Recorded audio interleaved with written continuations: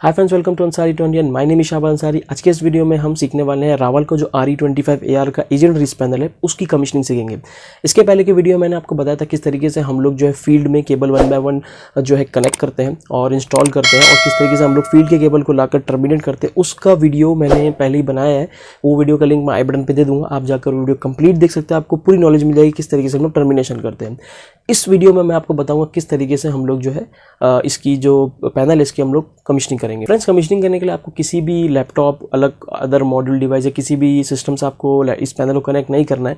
इस पैनल पर जो कीज़ दी हुई जैसा आप स्क्रीन पर देख सकते हैं, लेफ्ट, राइट, अप, डाउन, मेनू और एंटर, बस ये 5 कीज़ की हेल्प से आपको कंप्लीट प्रोग्रामिंग करना है। बहुत ही इजी है इसकी जो है कमिशनिंग। आप अगर वीडियो कंप्लीट देखेंगे तो आपको इसकी जो स्टेप बाय स्टेप जो है कमिशनिंग समझ में आ जाएगी। और अगर आपकी लाइफ में या अगर भी साइट पे अगर कोई ऐसा पैनल है तो आप जाकर भी देख सकते हैं, और अगर आपके अंडर ऐसा कोई प्रोजेक्ट आता है तो आप इसकी जो है कमिशनिंग खुद से ईजी तरीके से कर सकते हैं। यूट्यूब पर बहुत ही कम ऐसे चैनल्स हैं जो फायर अलार्म से रिलेटेड, IBMS सिक्योरिटी सिस्टम से रिलेटेड वीडियोज़ बनाते हैं और कमिशनिंग के रिलेटेड के वीडियो अपलोड करते हैं। तो उनमें से मेरा भी एक चैनल, तो प्लीज़ आप मेरे चैनल को सब्सक्राइब जरूर कर लीजिए। सब्सक्राइब करने से पहले आप मेरे चैनल की प्लेलिस्ट में जाइए, वीडियो लिस्ट में जाइए, पहले आप वीडियो देखिए, उसके बाद ही आप जो है चैनल को सब्सक्राइब कीजिए। और अगर वीडियो पसंद आती है तो प्लीज़ लाइक ज़रूर कर दीजिए और आपके फ्रेंड्स और कंपनी ग्रुप में इस वीडियो को शेयर कर लीजिए। चलिए वीडियो की हम लोग शुरुआत करते हैं। तो फ्रेंड, जैसा कि मैंने आपको बताया, कमिशनिंग के लिए आपको किसी भी लैपटॉप को कनेक्ट नहीं करना है। आप जिस तरह देख सकते हैं इस पैनल पर जो कीज़ अवेलेबल है, मेनू, enter, left, right, up, down, ये 5 कीज़ की हेल्प से हम लोग पूरी कमिशनिंग करने गए। ये पैनल का फ्रंट व्यू है। तो आप पैनल पर जाओगे तो सबसे पहले आपको कमिशनिंग के लिए सबसे पहले आपको प्रेस करना है मेनू की।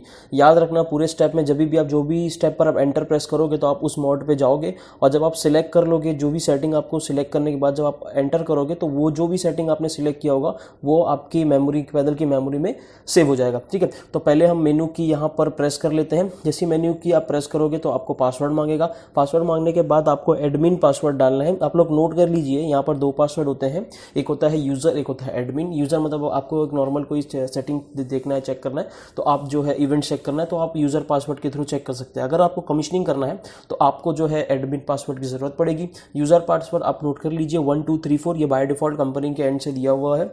और जो एडमिन पासवर्ड होता है जिसे हम लोग कमिशनिंग करते हैं उसका पासवर्ड होता है 54321। तो हमें एडमिन पासवर्ड डालना है कमिशनिंग के लिए। तो जैसे आप एडमिन पासवर्ड डालोगे तो आपके पास जो है आप कमिशनिंग मोड में एंटर हो जाओगे और आपको 1 बाय 1 जो है सेटिंग्स करना है। तो सबसे पहले यहाँ पर आ जाता है सेट जोन मोड। जब आप सेट जोन मोड पे एंटर करोगे तो उसके बाद आपको एंटर करना है। एंटर करने के बाद आपके पास 1 2 3 4 4 जो है जोन का पैनल है, ये 25 AR, जैसे कि आप लोग जानते हैं, पहले वीडियो मैंने आपको बताया था। अगर आपने नहीं देखा तो आई लिंक पे मैं उसका बटन दे दूंगा। तो यहाँ पर 1 2 3 4, तो इसके नीचे ऑप्शंस आपको मिल जाते हैं, फायर, सुपरवाइजरी, वॉक टेस्ट और डिसेबल। ठीक है, यानी FSWD। तो आपको क्या करना है, आपको यहाँ पर सारे 1 2 3 4 में FFFF रखना है, मतलब आपको उसको फायर में रखना है। यानी जो भी जोन होगा वो फायर मोड में होंगे, यानी वो डिटेक्शन मोड में होंगे। अगर आप यहाँ से कोई भी एक जोन को अगर आप डिसेबल कर दोगे तो वहाँ पर आप जब पैनल से कमिशनिंग के बाहर आओगे तो आपको डिसेबल का जो LED ग्लो हो जाएगा। तो आपको क्या करना है, अगर आप 2 जोन भी यूज़ कर रहे हो तो भी आपको चारे के चारों जोन में FF करके छोड़ देना है। और मान लीजिए आपने 1 और 2 जोन ही यूज़ किया, 3 और 4 आपने अभी यूज़ नहीं किया है, तो आप वहाँ पर एंड ऑफ लाइन रजिस्टर 3.9 के, जैसा कि लास्ट वीडियो मैंने आपको बताया था, 3.9 के आप पैनल में ही कनेक्ट कर दीजिए। उससे क्या होगा, आपकी सर्किट क्लोज हो जाएगी और पैनल को ये सर्किट क्लोज लगेगा तो वो आपको ओपन सर्किट का एरर नहीं देगा। तो आपको क्या करना है, 1 2 3 4 में FFFF करके छोड़ देना है। उसके बाद जैसे ही आप जब सेटिंग कर लोगे तो एंटर करके आपको बाहर आ जाना। उसके बाद आपके पास सेकंड स्टेप आता है सप्रेस सुपरवाइजरी। ये इवेंट है, यहाँ पर आप जो है इवेंट चेक कर सकते हैं, जो भी सुपरवाइजरी की इवेंट हुए है, टाइम, डेट एंड टाइम आप यहाँ से चेक कर सकते हैं। नेक्स्ट आपके पास आ जाता है सप्रेस फॉल्ट। यहाँ पर भी आप जो है फॉल्ट्स वगैरह चेक कर सकते हैं, सेम उसी तरीके से सप्रेस फॉल्ट। नेक्स्ट आप जाओगे तो उसके बाद आपको मिल जाता है फायर एंड रिलीज इवेंट। तो इसमें आपको जो भी इंसिडेंट हुए होंगे प्रीवियस हिस्ट्री के, वो आप यहाँ से 1 बाय 1 एंटर की करके आप व्यू की हेल्प से, लेफ्ट, राइट और अप डाउन कीज की हेल्प से आप जो है पूरा इवेंट जो है चेक कर सकते हैं। उसके बाद आपको मिल जाता है यहाँ पर फॉल्ट इवेंट। तो फॉल्ट इवेंट आप यहाँ से देख सकते हैं, जो भी फॉल्ट्स आए होंगे प्रीवियस में आप यहाँ से आकर चेक कर सकते हैं। अगर आप सर्विस टीम में है तो, और आप अगर मेंटेनेंस और सर्विस करने जाए तो आपको सबसे पहले फायर रिलीज इवेंट और फॉल्ट इवेंट जरूर चेक करना है, ताकि आपको पता लग सके कि क्या प्रॉब्लम जो है पास्ट में आए हुए हैं और उसे हम किस तरीके से सॉल्व कर सकते हैं। उसके बाद यहाँ पर आ जाता है सेट RAC1 मोड। तो सेट RAC1 मोड में यहाँ पर जब आप जैसे एंटर करोगे तो आपके सामने जोन नंबर 1 2 3 4 काउंट, और नीचे आपको जो है कुछ सिंबल अल्फ़ाबेट आ जाएंगे। तो इसमें आपको ई और डी अल्फ़ाबेट मिलेगा। तो ई का मतलब होता है एनेबल, डी का मतलब होता है डिसेबल, राइट। तो अगर जब आप RAC 1 के लिए कर रहे हो तो आपको मैं जैसा बता रहा हूँ वैसे ही कीजिए। आपको 1 और 2 के नीचे ई रखना है, 3 और 4 के नीचे डी रखना है। मतलब 1 और 2 आपका RAC 1 के लिए एनेबल होगा, 3 और 4 आपका RAC 1 के लिए डिसेबल होगा। अब यहाँ पर आता है काउंट। तो जो काउंट है, अब यहाँ देख सकते हैं जो काउंट है, अगर आप 1 रखोगे तो अगर जोन 1 या जोन 2 दोनों में से अगर कोई भी एक जोन अगर एक्टिवेट होगा तो सोलेनॉइड को जो है पावर मिल जाएगा, ठीक है। अगर कोई भी, अगर जोन 1 एक्टिवेट हो गया तो भी टाइमर स्टार्ट हो जाएगा और आपके सोलेनॉइड वॉल को सप्लाई मिल जाएगा, या जोन 2 एक्टिवेट होगा तो भी आपके सोलेनॉइड कॉइल को सप्लाई मिल जाएगा। अगर यहाँ पर आप CNT के नीचे 2 रखते हैं, इसका मतलब होता है क्रॉस जोनिंग। क्रॉस जोनिंग का मतलब ये होता है अगर आपके दोनों डिटेक्टर यानी दोनों zone 1 zone 2 at a time अगर आपके जोन एक्टिवेट हो जाएंगे, यानी क्रॉस जोनिंग हो जाएगी, तो उस टाइम पर ही सोलेनॉइड को सप्लाई मिलेगा। तो बेटर ये कि जितना मेरा एक्सपीरियंस है, हम लोग क्रॉस जोनिंग टेक्निक से ये यूज़ करते हैं। फर्स्ट जोन का डिटेक्टर और सेकंड जोन के जब दोनों डिटेक्टर एक्टिवेट होते हैं, इसका पहले वीडियो बनाया मैंने, तो मैं आई बटन पे इसका लिंक दे दूंगा, आप वहाँ से वीडियो को देख सकते हैं। तो ये 1 2 3 4 में आपको ई डी और 2 रखना है बाय डिफॉल्ट। जैसा मैं आपको बता देते चल रहा हूँ वैसे ही सेट कर लीजिए, कोई प्रॉब्लम नहीं आएगा। उसके बाद आप देखेंगे तो सेट RAC 2 मोड है। अब यहाँ पर आपको क्या करना है, जैसा हम लोगों ने RAC 1 में किया था सेम इसी तरह RAC 2 में रखना है, लेकिन यहाँ पर आपको 1 2 3 4 के नीचे DDEE करना है। मतलब 1 और 2 जो आपका जोन होगा वो RAC 2 के लिए डिसेबल होगा, 3 और 4 जो जोन होगा वो RAC 2 के लिए ऑन होगा। और सेम इसी तरह आप काउंट 1 2 जैसा भी आपका रिक्वायरमेंट है आप वहाँ पर रख सकते हैं। अगर आप 2 रखोगे तो 3 और 4 जोन जब दोनों एक साथ एक्टिवेट होंगे तो उसके बाद ही आपका RAC एक्टिवेट होगा। आप जानते हो RAC का मतलब होता है जो भी हम लोग सोलेनॉइड कॉइल इससे कनेक्ट करते हैं, रिलीज एजेंट सर्किट इसे कहते हैं। तो ये क्रॉस जोनिंग टेक्निक से ही ऑन होगा। उसके बाद आपको मिल जाता है प्री रिलीज टाइमिंग। जब आप प्री रिलीज में जाओगे तो आपको 2 ऑप्शन मिल जाते हैं। यहाँ पर एक होता है आपके पास टाइमर का और दूसरा होता है डिसेबल का, ठीक है। तो टाइमर का मतलब ये होता है जब भी आपका अगर जोन एक्टिवेट हो गया या आपने क्रॉस जोनिंग पर रखा है, तो क्रॉस जोनिंग एक्टिवेट होने के बाद जो है 20 सेकंड जो भी आपने यहाँ पे सेट किया, 20 सेकंड 40 सेकंड 60 सेकंड जो भी आपने यहाँ सेट किया, उतने डिले यानी आपने डिले दिया है सोलेनॉइड कॉइल को सप्लाई मिलने का पहले और एक्टिवेट के बीच में, जितना जो डिले आप यहाँ से सेट कर सकते हो। अगर आप चाहते हो कि दोनों जोन एक्टिवेट होने के ऑन द स्पॉट आपका कॉइल एनर्जाइज होना चाहिए, रिलीज होना चाहिए, तो आपको यहाँ पर टाइमर डिले को डिसेबल कर देना है। बट लेकिन हम लोग कुछ ना कुछ टाइम डिले रखते हैं। जितना मेरा एक्सपीरियंस है मैं 60 सेकंड तक रखता हूँ, बट ये डिपेंड करता है साइड टू साइड, तो आप यहाँ से सेट कर सकते हैं। उसके बाद आपके पास आता है RAC ऑफ टाइम। तो RAC ऑफ टाइम जो है यहाँ से आप सेट कर सकते हैं 10 सेकंड से लेके 60 सेकंड तक। तो यहाँ पर आप डिसेबल भी आपके पास 2 ऑप्शन मिल जाता है, तो आप 10 सेकंड बाय डिफॉल्ट रख के छोड़ दीजिए। मैं आपको जैसा जैसा बता रहा हूँ वैसी कमीशनिंग कीजिए, कोई प्रॉब्लम नहीं आएगा।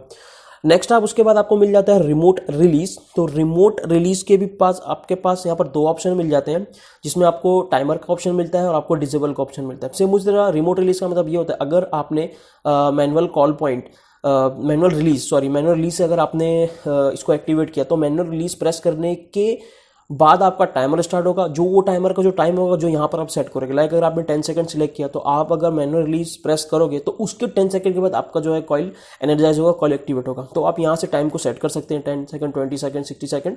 और अगर आपको नहीं रखना है ऑन द स्पॉट तो आप यहाँ पर डिसेबल करके इसको छोड़ सकते हैं। उसके बाद आपको यहाँ पे मिल जाता है इनपुट 1 टाइप। जैसे कि मैंने आपको प्रीवियस वीडियो में बताया था, इनपुट 1 का जो पोर्ट है, जो कनेक्टर है, वहाँ पर हम लोग मैनुअल रिलीज को और अबॉर्ट को दोनों के कॉम्बिनेशन से कनेक्ट करते हैं। इसका पहले वीडियो मैंने आपको वायरिंग बताया था, आप देख लीजिए प्लीज़ वो वीडियो। तो यहाँ पर आपको इनपुट 1 टाइप, अगर आपने इसी एक इनपुट पर मैनुअल रिलीज और अबॉर्ट आपने एक ही पॉइंट पर कनेक्ट किया, तो आपको सिलेक्ट करना है manual release and abort for RAC 1।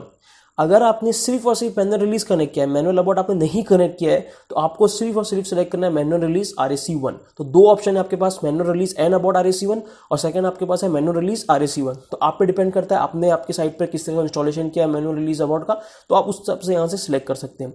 उसके बाद सेम आपको मिलता है इनपुट 2 फॉर RAC 2 के लिए। तो सेम है बिल्कुल भी, आप यहाँ से या मैनुअल रिलीज एंड अबॉर्ट या ओनली अबॉर्ट का आप यहाँ से सिलेक्ट कर सकते हैं, ये आपके ऊपर है। तो आप ऑप्शन देखकर खुद ब खुद समझ सकते हैं कि आपने साइट पे किस तरीके से इंस्टॉलेशन किया हुआ है। नेक्स्ट आपको मिल जाता है इनपुट 3 टाइप। इनपुट 3 टाइप में आपको प्रेशर स्विच को कनेक्ट करना है RAC 1 के लिए। ध्यान रखिए इनपुट 3 RAC 1 के लिए है। उसी तरह आप अगर आप डिसेबल कर देंगे तो कोई भी सिग्नल उसको अगर मिलेगा तो भी वो आपको शो नहीं करेगा। तो अगर आपको आपका प्रेशर स्विच का स्टेटस आपको पैनल पर चाहिए तो आपको इसे प्रेशर स्विच फॉर RAC1 पर रखना होगा। अगर आप नहीं चाहते तो उसे डिसेबल करके छोड़ दीजिए। नेक्स्ट आपको मिल जाता है इनपुट 4। तो इनपुट 4 जो है वो RAC2 के लिए सिमिलरली वही ऑपरेशन है प्रेशर स्विच का RAC2 के लिए। यानी अगर आपने 2 सेकेंड सर्वर रूम में आपने सिलेंडर इंस्टॉल किया तो उसका स्टेटस यहाँ पर आपको इस सेटिंग के थ्रू आपको पता चलेगा। देन इसमें होता है नेक्स्ट, इसके बाद आता है मोड सिलेक्ट। तो मोड सिलेक्ट पे आप जानते ही हैं जो भी गैस लीज पैनल होते हैं वो 2 मोड पे काम करते हैं, एक होता है ऑटो और एक होता है मैनुअल।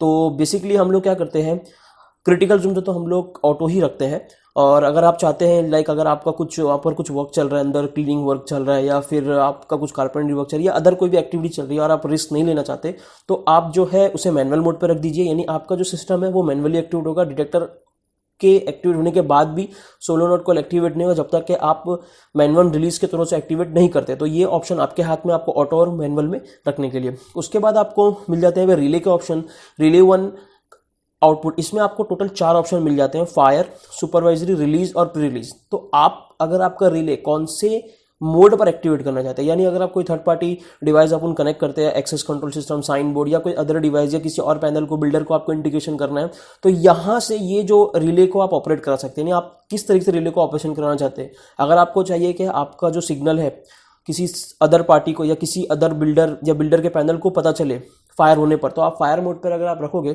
तो फायर जैसे ही होते ही ये रिले एक्टिव लैच हो जाएगा और उनको जो है ये सिग्नल मिल जाएगा। उसी तरह से सुपरवाइजरी, रिलीज है, प्री रिले। तो ये जो सेम ऑप्शन है, सेम फॉर रिले 1 है, सेम रिले 2 है, सेम रिले 3। तो आपके पास हर एक रिले में 3-3 ऑप्शन है और आप तीनों चारों ऑप्शन के थ्रू आप जो है इसे जैसा आपका रिक्वायरमेंट है उसी तरह से आप सिलेक्ट कर सकते हैं। अगर आप सुपरवाइजरी सिलेक्ट करोगे तो सुपरवाइजरी में ऐसा होगा कि वो सिर्फ आपको सुपरवाइजरी, यानी अगर आपने सुपरवाइजरी पर रखा है तो सिर्फ वो आपको वो इंडिकेट करेगा, राइट। फायर में होगा तो वो लैच होगा और थर्ड पार्टी को बता देगा।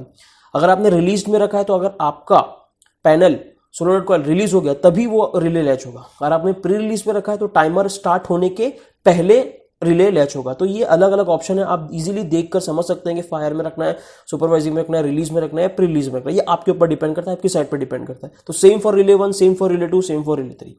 नेक्स्ट उसके बाद आपके पास NAC जो हमारा जिसमें हम लोग हुटर्स कनेक्ट करते हैं तो यहाँ पर आपको उसके भी 2 से 3 ऑप्शन मिल जाते हैं। NAC में आप देखोगे तो यहाँ पर आपको NAC आउटपुट अलार्म के आपको 4 ऑप्शन मिलते हैं। आप NAC को किस तरीके से एक्टिवेट करना चाहते हैं, आप टेम्पोरल एक्टिवेट करना चाहते हैं, सिंक्रोनाइज में रखना चाहते हैं, स्टेडी में रखना चाहते हैं या 60 बिट पर करना चाहते हैं। ये सब ऑप्शन आपके ऊपर डिपेंड है।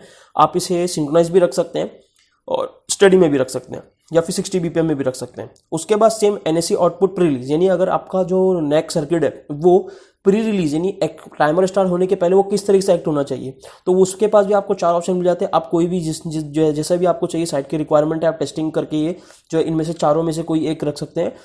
आप स्टडी भी रख सकते हैं, टेम्पोरल भी रख सकते हैं, कोई भी एक आप जो है रख सकते हैं। नेक्स्ट उसके बाद आपके पास ऑप्शन आ जाता है NAC आउटपुट रिलीज, यानी अगर आपका कॉइल एनर्जाइज हो गया, कॉइल को सप्लाई मिल गया, उस टाइम पे आपका जो हूटर सर्किट है वो किस तरीके से बिहेव करना चाहिए। वहां से आपको भी इसमें 4 ऑप्शन मिल जाते हैं, सिंक्रोनाइज, स्टडी, 60 BPM, टेम्पोरल। तो इसमें 4 में से आपको जो भी आपका क्लाइंट का रिक्वायरमेंट होगा, सिंक्रोनाइज अगर वो चाहते हैं कि एज इट इज जो है एक्टिवेट होने के बाद आपका हूटर कंटिन्यूस रिंग करना चाहिए तो आप सिंक्रोनाइज में रख लीजिए, वो कंटिन्यूस एक्टिवेट होगा, वो बंद नहीं होगा। तो इस तरीके से आप जो है 4 में से ऑप्शन यहाँ से NAC सर्किट के लिए आप यहाँ से यूज कर सकते हैं। उसके बाद आपको मिल जाता है NAC1 आउटपुट कॉमन। तो NAC1 आउटपुट मिलता है, इसमें आपको 3 ऑप्शन मिल जाते हैं, कॉमन, RAC1, RAC2। यानी आपको NAC1 किस लिए कब एक्टिवेट कराना है, तो यहाँ पर आपको रखना है RAC1। यानी अगर आपका जोन 1 या जोन 2, ठीक है, जोन 1 जोन 2 अगर आपका डिटेक्टर एक्टिवेट होगा तो आपका NAC1 सर्किट एक्टिवेट होगा। यानी NAC1 में जो भी हूटर आप कनेक्ट करोगे तो NAC1 का हूटर मतलब अगर सर्वर रूम 1 में आपने NAC1 में कनेक्ट किया हुआ है तो सर्वर रूम का हूटर एक्टिवेट हो जाएगा, फ्लैश एक्टिव हो जाएगा। आपको समझ में आ गया कि सर्वर रूम 1 के अंदर जो है फायर लगा हुआ है। अगर आपने RAC2 रखा है तो RAC2 के जोन पे एक्टिवेट होने के बाद ये भी एक्टिवेट होगा। अगर आपने कॉमन रखोगे आप तो दोनों, यानी अगर RAC1 हो या RAC2 हो तो ये एक्टिवेट होगा। तो ये मैं आपको सजेस्ट करूंगा कि आप NAC1 के लिए RAC1 ही रखें। उसके बाद आपको सेम मिलता है NAC2 आउटपुट। यहाँ पर भी आपको 3 ऑप्शन मिलते हैं, सिमिलरली कॉमन, RAC2, RAC1। तो मैं यहाँ पे आपको सजेस्ट करूंगा कि आप NAC2 के लिए RAC2 रखें। जिस तरीके आपने NAC1 के लिए RAC1 रखा था उसी तरह आप NAC2 के लिए आप जो है RAC2 रखिए। ठीक है दोस्तों, वीडियो देखते देखते आप जो है पॉइंट को नोट कर सकते हैं या स्क्रीनशॉट लेकर भी आप जो है कमीशनिंग के टाइम पर आप इजीली कर सकते हैं। नेक्स्ट आपको ऑप्शन मिल जाता है zone wiring, class zone wiring. तो जोन वायरिंग का तो मैंने आपको पहले ही बताया, यहाँ पर जो भी हम लोग जोन वायरिंग यूज़ करते हो क्लास बी स्टाइल्स यूज़ करते हैं, तो आप यहाँ पर वो सिलेक्ट करके बाहर आ सकते हैं, इसमें कुछ भी आपको चेंजेस नहीं करना है। देन उसके बाद आप मिल जाता है आपको सुपरवाइजरी मोड। तो सुपरवाइजरी मोड में आपके पास दो ऑप्शन है, रिसेटेबल और लैच्ड। तो अगर आपने पैनल को सुपरवाइजरी मोड में रखा है और अगर आप इसे रीसेट करेंगे तो वो रीसेट होना चाहिए, तो आप रिसेटेबल मोड में इसको रख सकते हैं, तो सुपरवाइजरी मोड में रीसेट हो जाएगा। अगर आप लैच में रखोगे तो लैच होने के बाद सुपरवाइजरी मोड एक्टिवेट होगा। तो इस तरीके से आप यहाँ से भी ये सिलेक्ट करके बाहर आ सकते हैं। तो आप रिसेटेबल पे रखिए, बाय डिफॉल्ट आपको रिसेटेबल ही रखना है। वॉक टेस्ट आपको पता ही होगा, जब हम लोग टेस्टिंग करते हैं, जब इंस्टॉलेशन के बाद कमिश्निंग के बाद हम लोग जब टेस्टिंग करते हैं तो वॉक टेस्ट करते हैं, तो वॉक टेस्ट आपको ऑडिबल चाहिए, साइलेंट चाहिए, वो यहाँ से आप चेक कर सकते हैं, बट बाय डिफॉल्ट आप ऑडिबल रखिए। ऑटो साइलेंस ये आप पे डिपेंड करता है कि आपको ऑटो साइलेंस किस तरीके से डिसेबल रखना है या टाइमर पे रखना है, यानी कुछ सेकंड्स या कुछ मिनट्स के बाद ऑटोमेटिक साइलेंस होना चाहिए। तो बाय डिफॉल्ट आप ये डिसेबल ही कीजिए, क्योंकि जब आप जाओगे आप देखोगे उसके बाद ही आप साइलेंस करो तो वो बेटर रहेगा। कोई फिजिकली देखना ज़्यादा बेटर है कि ऑटोमेटिकली, तो बेटर है आप यहाँ उसको डिसेबल रखो ताकि आप साइड पर पैनल को देख सको, उसका बिहेवियर, उसका जो भी स्टेटस है वो देखने के बाद ही आप जो साइलेंस कर सको। तो यहाँ पर आपको ऑटो साइलेंस में डिसेबल रखना है। देन उसके बाद आपको मिलता है साइलेंस इनहैबिट। तो साइलेंस इनहैबिट आपको डिसेबल का यहाँ पर दो ऑप्शन मिलता है, एक डिसेबल मिल जाता है और एक आपको मिल जाता है 60 सेकंड। तो आप अगर साइलेंस करते तो कितने सेकंड के बाद आपको इस साइलेंस चाहिए इनहैबिट करने के बाद, तो वो भी यहाँ पे आपका ऑप्शन है। टाइमर ऑप्शन है, विदाउट टाइमर, तो आपके डिपेंड करता है आपको किस तरीके से सिलेक्ट करना है। एसी लॉस डिले का मतलब ये, अगर इनकेस आपके पैनल को सप्लाई नहीं मिल रहा है सिंगल फेज 230 सप्लाई, तो कितने सेकंड के बाद आपको ये पता चलना चाहिए, तो आप डिसेबल रखो, ज़्यादा बेटर है। बाय डिफॉल्ट जैसे ही आपको ऑन द स्पॉट जो है वहाँ पे एसी लॉस का ट्रबल आ जाएगा, आपको पता चल जाएगा। अगर आप यहाँ पे टाइमर रखोगे तो कुछ टाइम के बाद आपको पता चलेगा, तो आप डिसेबल रखिए बाय डिफॉल्ट। ट्रबल रिमाइंडर का मतलब ये होता है दोस्तों कि आपका कोई पैनल पर ट्रबल आया है और वो आपने मान लिया आपने देखा और आपको याद नहीं है, तो ये एक रिमाइंड करेगा। तो यहाँ पर 720 मिनट सेट किया गया, यानी 6 आवर्स। आप यहाँ से कम ज़्यादा करके चेक कर सकते हैं, 1 आवर्स में भी रख सकते हैं, 12 आवर्स में भी रख सकते हैं, 6 आवर्स में भी रख सकते हैं, तो आप आपके हिसाब से इसे रख सकते हैं, या फिर डिसेबल भी कर सकते हैं। तो ट्रबल रिमाइंडर ऑन रखिए ताकि आपको रिमाइंडर आते रहे अगर इनकेस कोई ट्रबल आता है, तो ये क्रिटिकल सिस्टम है। देन उसके बाद आपको 24 वोल्ट आउटपुट रिसेटेबल मिल जाता है। यहाँ पे दो ऑप्शन, रिसेटेबल और स्टडी। तो यहाँ पर आप रिसेटेबल पे रखिए, मतलब अगर इनकेस जब पैनल एक्टिवेट होता है तो 24 वोल्ट आउटपुट जो है वहाँ से आपको मिल जाएगा, और जब आप रीसेट करोगे तो वो नॉर्मल हो जाएगा। तो यहाँ से आप जो है इसे, और अगर आप कंटिन्यू पावर लेना चाहते हैं पैनल से, तो आप 24 आउटपुट स्टडी पे रख सकते हैं, पर बाय डिफॉल्ट ज़्यादातर हम लोग रिसेटेबल पे रखते हैं, तो आप भी रिसेटेबल पे रखिए। देन इसके बाद कुछ छोटी मोटी सेटिंग्स हैं यहाँ पर। उसके बाद आपको सेट डेट हो जाती है, तो यहाँ पे आप डेट आपका सेट कर सकते हैं जिस टाइम आप कमिश्निंग कर रहे हैं। उसके बाद आपको मिल जाता है यहाँ पे टाइमिंग, तो आप यहाँ पे टाइमिंग डाल सकते हैं, जो भी आपका टाइमिंग है। ये 24 आवर्स के फॉर्मेट में होता है, यानी ये 13, 14, 15, जैसे अगर आप मान लो अगर दोपहर के 1:01 हो रहा है तो आप यहाँ पर 13:30 डाल सकते हैं। तो इस तरीके से यहाँ से आप टाइमिंग सेट कर सकते हैं। देन उसके बाद आपको कुछ पासवर्ड चेंजेस का ऑप्शन आ जाता है, चेंज यूजर पासवर्ड। तो अगर आपको चेंज यूजर पासवर्ड करना है तो सबसे पहले आपको जो आपका ओल्ड पासवर्ड है, जो कि बाय डिफॉल्ट है 1 2 3 4, आपको वो डालना है। फिर आपका जो भी आप पासवर्ड रख सकते हैं, लाइक जो भी 4 डिजिट का आपको यहाँ पर पासवर्ड रखना है, तो आप 4 डिजिट का पासवर्ड रख के वापस से आपको 2 बार कंफर्म करना है। एक बार आपको न्यू पासवर्ड डालना है, फिर उस पासवर्ड को कंफर्म करना है, उसके बाद आपका पासवर्ड जो है अपडेट हो जाएगा। नेक्स्ट आपको आ जाता है ऑप्शन चेंज एडमिन पासवर्ड। तो ये चेंज एडमिन पासवर्ड में आपको क्या करना है, बेसिकली सेम उसी तरह जैसे आपने ये किया था, आपको ओल्ड पासवर्ड डालना है, जो कि ओल्ड पासवर्ड अपना 54321, उसके बाद आपको 5 डिजिट का कोई भी न्यू पासवर्ड डाल देना है, फिर उसे एक बार कंफर्म कर लेना, तो आपका पासवर्ड अपडेट हो जाएगा। और इसके बाद आपको 36 वाले ऑप्शन में मिल जाता है रिस्टोर डिफॉल्ट सेटिंग। इसमें अगर आप चाहते हैं कि आप रिकमिशनिंग करना चाहते हैं, तो आपको जो है रिकमिशनिंग के लिए यहाँ पर रिस्टोर डिफॉल्ट सेटिंग में जाना होगा। उसके बाद ये आपको पूछेगा, वार्निंग देगा कि ये आप ये स्टेप करने से आपके जितनी भी आपने इस ऊपर के स्टेप्स आपने सेलेक्ट किए वो सारे के सारे फैक्ट्री मोड में चले जाएंगे। तो यहाँ पर आपको यूज़र पासवर्ड डालना है। यूज़र पासवर्ड डालने के बाद आपको एंटर करना है, तो उसके बाद आपका पैनल कंप्लीटली रीसेट हो जाएगा। आपका जो भी मेमोरी आपने सेव किया, जो भी कॉन्फ़िगरेशन किया, वो सारा का सारा डिलीट हो जाएगा और बाय डिफॉल्ट जो भी फैक्ट्री सेटिंग होती है वो हो जाएगी। उसके बाद यहाँ पर 37 में आपको मिल जाता है अबाउट, जिसमें इस पैनल का मॉडल नंबर और वर्जन यहाँ पर शो करता है। तो देखा दोस्तों, हम लोग कितने इजी तरीके से हम लोग ने इसे कमिश्निंग किया है। मैं इसी तरीके से वीडियोस अपने चैनल में बनाते रहता हूँ।